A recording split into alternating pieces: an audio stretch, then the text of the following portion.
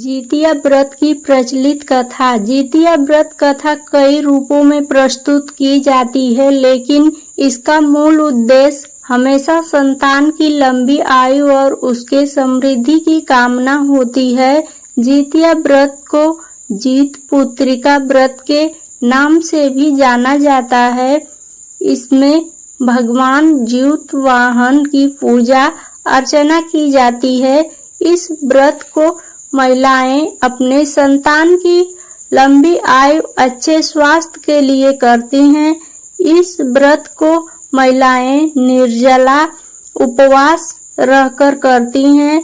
आइए सुनते हैं जितिया व्रत कथा।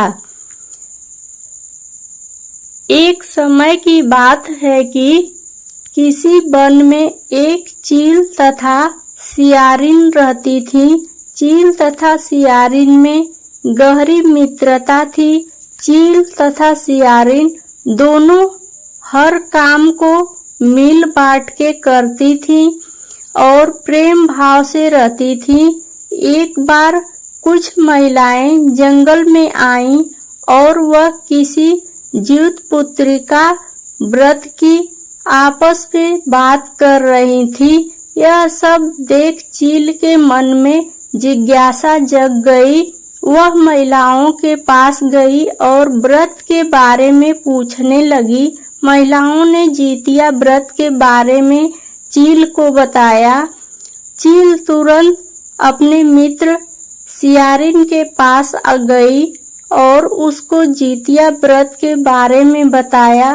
व्रत को बताने के बाद चील तथा सियारिन ने निर्णय लिया कि वो दोनों भी जितिया माता का व्रत और पूजा विधि विधान से करेंगी। चील तथा सियारिन ने जितिया माता का व्रत का संकल्प लिया और शाम को पूजा की।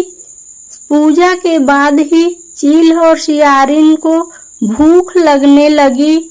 सियारिन अपनी भूख बर्दाश्त न कर सकी और वह जंगल में जाकर शिकार करने चली गई।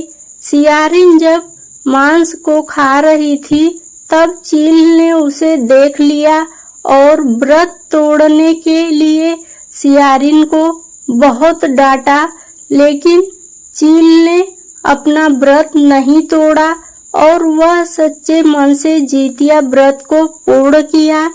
अगले जन्म में सियारिन और चील का जन्म बहन के रूप में एक प्रतापी राजा के यहाँ हुआ। सियारिन का विवाह एक राजकुमार से तथा चील का विवाह राज्य मंत्री के पुत्र से हुआ। कुछ समय बीता तो सियारिन ने एक पुत्र को जन्म दिया। जन्म के कुछ दिन बाद ही उसके पुत्र की मृत्यु हो गई। सियारिन के पुत्र के मृत्यु के बाद उसकी बहन चील ने भी एक पुत्र को जन्म दिया, जो जीवित तथा स्वस्थ था। यह देख सियारिन को अपनी बहन चील से ईर्ष्या होने लगी। सियारिन ने अपने बहन के पुत्र तथा पति को जान से मरवाने की कोशिश की, परंतु दोनों ही बच गए। एक दिन देवी माँ सियारिन के स्वप्न में आई और उन्होंने सियारिन से कहा, यह तुम्हारे पूर्व जन्म के कर्म का फल है। अगर तुम इसे ठीक करना चाहती हो तो माँ जितिया की व्रत और उपासना करो। प्रातः काल उठकर स्वप्न के बारे में सियारिन ने अपने पति को बताया। सियारिन के पति ने यह सुन सियारिन को व्रत करने की अनुमति दे दी और उसकी बहन चील से माफी मांगने को बोला।